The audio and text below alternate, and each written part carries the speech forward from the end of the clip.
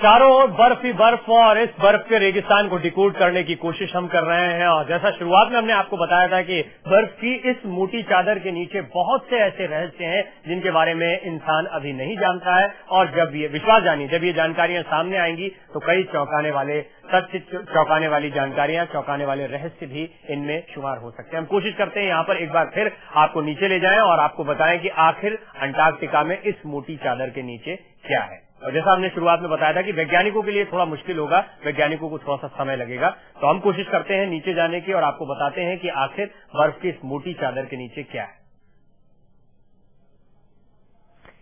या इस तरह की टेक्नोलॉजी आने में या फिर इस तरह से वैज्ञानिकों के लिए कोई कोशिश कर पाने में बहुत समय लगेगा। हम वर्चुअल के जरिए आपको बता रहे हैं जो जानकारियां अभी तक वैज्ञानिकों ने जुटाई हैं, वैज्ञानिकों के पास जो कुछ जानकारियां तथ्य हासिल हो पाए हैं रिसर्च के बाद, उससे क्या पता लगता है कि इस बर्फ की चादर के नीचे अगर आप जाते हैं तो आपको क्या मिलेगा, वो थोड़ा सा चौंकाने वाला होगा। एक बार फिर आपको दिखाते हैं।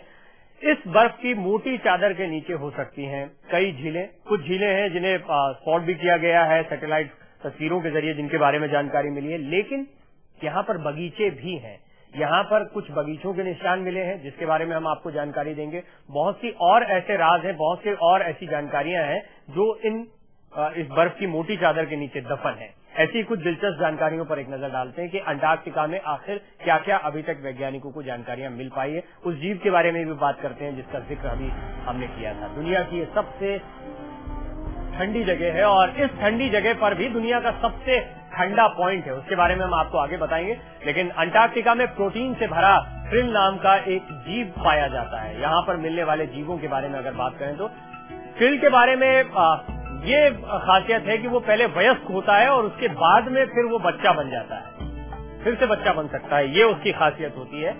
यानी बुढ़ापे से बचपन की तरफ बढ़ने वाला ये जीव होता है। अंटार्कटिका की अजूबी दुनिया है। कुछ अजूबे फैक्ट्स हैं जो हम आपके सामने रख रहे हैं, जिनमें एक ये जीव है। और अगर बात करें धरती पर मौजूद पानी की, तो जितना भी पानी धरती पर मौजूद है उसमें 10% मीठा पानी अंटार्कटिका में।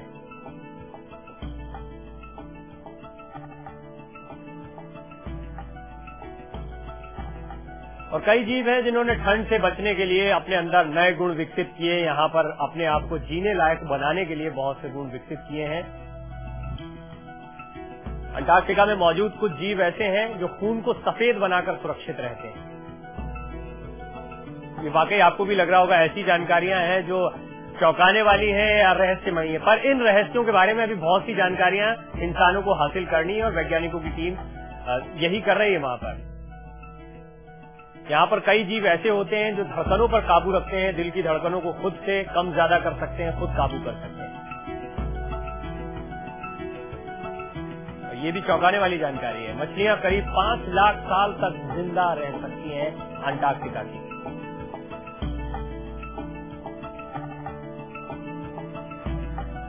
लेकिन ये एक बड़ा खतरा है, जैसा कि प्रोफेसर ध्रुव सेन, जाने माने जियोलॉजिस्ट, अभी हमसे बातचीत में बता रहे थे कि जल स्तर लगातार बढ़ेगा। ग्लोबल वार्मिंग एक बड़ी समस्या है। बर्फ पिघली तो समुद्र का जल स्तर 60 से 65 मीटर तक बढ़ जाएगा और बहुत सा हिस्सा दुनिया का पानी की मोटी तह के नीचे चला जाएगा, जो एक बड़ा खतरा भी है। ग्लोबल वार्मिंग के खतरों की हम हमेशा बात करते हैं और मौसम में हो रहे परिवर्तन के बारे में ही वैज्ञानिक यहाँ पर जानकारियां जुटा रहे हैं। बर्फ की चादर के नीचे बाग बगीचे होने के निशान भी मिल रहे हैं, बर्फ से लटके बाग बगीचे। जैसा हमने आपको अभी बर्फ की मोटी चादर के नीचे आकर दिखाया, वैसे ही वैज्ञानिकों ने कुछ ऐसे रहस्य खोजे हैं। उनकी माने तो ये बगीचे लाखों साल पहले यहाँ पर मौजूद थे, बर्फ की ये चादर इस पर बिछने से पहले।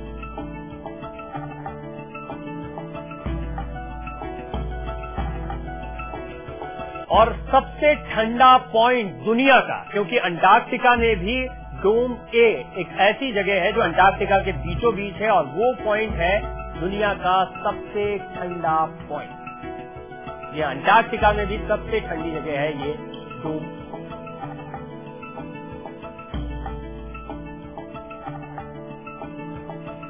दुनिया के सबसे ठंडे महाद्वीप पर वैज्ञानिकों के लिए बहुत बड़ी चुनौती होती है रहस्यों के बारे में जानकारियां जुटाना। और अगर इस डोम ए की, जो दुनिया का सबसे ठंडा पॉइंट है, अंटार्कटिका का भी सबसे ठंडा पॉइंट है, इसका तापमान फिलहाल -90 डिग्री है।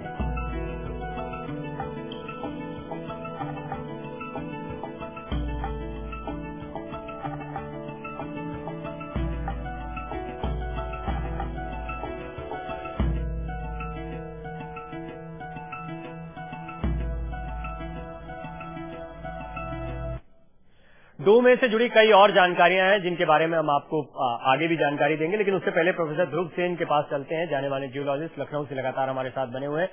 प्रोफेसर ध्रुव सेन, अभी कुछ जानकारियां हमने दर्शकों को दी, इसमें आप कुछ ऐड करना चाहेंगे? कुछ और रहस्यमयी जानकारियां, दिलचस्प जानकारियां जो आपने अपने मिशन के दौरान या आर्कटिक के बारे में जो जानकारियां आपने जुटाई, इन ध्रुवों पर और क्या हो सकता है, क्या अंदाजा हम लगा सकते हैं?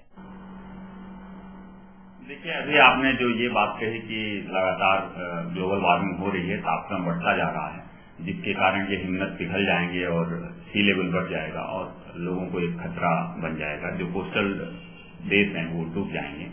तो इसमें इतनी घबराने की बात नहीं है। निश्चित रूप से कार्बन डाइऑक्साइड वायुमंडल में बढ़ती जा रही है और उसके बढ़ने के कारण तापक्रम बढ़ रहा है, लेकिन तापक्रम इतना नहीं बढ़ रहा है। तापक्रम निश्चित रूप से बढ़ा है, लेकिन आने वाले 100 साल बाद या 200 साल बाद क्या होगा? यह तापक्रम और बढ़ेगा कि हम लोग आने वाले दिनों में ठंडी जलवायु की तरफ जाएंगे, इसके बारे में अभी पूर्वानुमान नहीं लगाया जा सका है।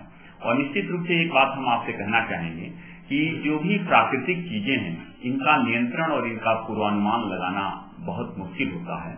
और इसीलिए तमाम अपने अथक प्रयासों के बावजूद भी जितनी भी प्राकृतिक आपदाएं हैं, चाहे बाढ़ हो, सूखा हो, सुनामी हो, भूस्खलन हो, भूकंप हो या ज्वालामुखी हो, इनका निश्चित रूप से पूर्ण रूप में पूर्वानुमान या नियंत्रण जो है वो भी मानव नहीं कर पाया है। तो ये जो जलवायु परिवर्तित हो रही है और आने वाले दिनों में सारे हिमनद पिघल जाएंगे, यह एक प्राकृतिक चीज है। और प्राकृतिक चीजें जो भी हैं उनके बारे में हम कुछ पूर्वानुमान मतलब हम स्पेकुलेशन तो कर सकते हैं, लेकिन निश्चित रूप से क्या होगा इसके बारे में हम नहीं कर सकते। तो इसलिए इतनी घबराने वाली बात नहीं कि आने वाले दिनों में सारे हिमनद पिघल जाएंगे और सारे जो कोस्टल प्रदेश हैं वो डूब जाएंगे, इसमें इतनी कोई। लेकिन प्रोफेसर ध्रुव सेन, एक दिलचस्प जानकारी जो इस पर मैं आपकी टिप्पणी भी चाहूंगा, लेकिन एक दिलचस्प जानकारी, दिलचस्प आंकड़ा ये भी है कि इस वक्त ग्लोबल वार्मिंग जब लगातार बढ़ रही है, अंटार्कटिका पर, ध्रुवों पर बर्फ भी लगातार बढ़ती जा रही है। ऐसे में ये उम्मीद होनी चाहिए थी, या ये आशंका, जैसा कह रहे हैं कि जल स्तर बढ़ सकता है, तो ये आशंका जाहिर की जानी चाहिए थी कि यहाँ पर बर्फ कम होगी, लेकिन बर्फ की तादाद बढ़ रही है। इसकी कोई खास वजह? हाँ, वही मैं आपको अभी बता रहा था कि जो प्राकृतिक चीजें हैं इनका पूर्वानुमान लगाना थोड़ा सा मुश्किल होता है। तो ऐसा है कि ये जो हम इस समय ये कह रहे हैं कि मानव के कारण ये ग्लोबल वार्मिंग हो रही है, तापक्रम बढ़ता जा रहा है, कार्बन डाइऑक्साइड इंस्टॉलेशन के कारण बढ़ती जा रही है। तो कार्बन वायुमंडल में तब भी बढ़ी है जब मानव पृथ्वी पर नहीं रहा है। आज से 65 करोड़ वर्ष पूर्व क्रिटेशियस युग में जब मानव पृथ्वी पर नहीं उसका प्रादुर्भाव हुआ था, तब आज से 612 गुना कार्बन डाइऑक्साइड थी और तब पूरे पृथ्वी पर कहीं भी हिमनद नहीं थे। तब तो पृथ्वी पर मानव नहीं था। तो ये जो हिमनद घट रहे हैं या बढ़ रहे हैं, या जो कार्बन डाइऑक्साइड की मात्रा घट रही है या बढ़ रही है, या जो जीव जंतु विलुप्त हो रहे हैं या उनका विकास हो रहा है, यह मानव जनित से ज्यादा प्राकृतिक है। हाँ, हमारा संकल्प ये होना चाहिए, जैसे कल ही अभी पर्यावरण दिवस बीता है, तो हमारा संकल्प ये होना चाहिए कि हम पृथ्वी को संरक्षित करने का प्रयास करें। हम जो आपने प्रोफेसर ध्रुव सेन एक लाइन में ये तो बता दिया कि अभी जो प्रकृति में कुछ बदलाव हो रहे हैं उस पर कुछ भी कह पाना बहुत मुश्किल होता है, लेकिन इसी ग्लोबल वार्मिंग का असर एक तरफ आर्कटिक पर होता है लेकिन अंटार्कटिक पर नहीं होता है। ये दोनों पोल्स में फर्क क्यों? नहीं, ऐसा नहीं है। अंटार्कटिका में भी ये कहा जाता है कि हिमनद पिघल रहे हैं, हिमालय में भी कहा जाता है कि हिमनद पिघल रहे हैं, गंगोत्री ग्लेशियर के भी लिए कहा जा रहा है कि हिमनद पिघल रहे हैं। हाँ, सारे हिमनदों के पिघलने की दर एक सी नहीं है। कहीं पे कोई हिमनद ऐसे हैं जो कि थोड़ी ज्यादा तेजी से पीछे खिसक रहे हैं, कुछ हिमनद ऐसे हैं जो कि कम तेजी से पीछे खिसक रहे हैं। और कभी कभी बीच में 2-4 साल के लिए ऐसे भी समय आते हैं जब कि ये हिमनद आगे की तरफ बढ़ते हैं। ऐसे ग्लेशियर को सर्जिंग ग्लेशियर्स कहते हैं, जो किस समय के लिए तो पीछे खिसकते हैं, फिर कुछ सालों के लिए वो आगे बढ़ जाते हैं। तो ऐसे ग्लेशियर को सर्जिंग ग्लेशियर्स बोलते हैं। तो इस तरीके के ग्लेशियर्स पाए जाते हैं जो कि इस इंटरग्लेशियल स्टेज में भी, जो इस समय गर्म युग चल रहा है, इसमें भी वो आगे की तरफ बढ़ते हैं।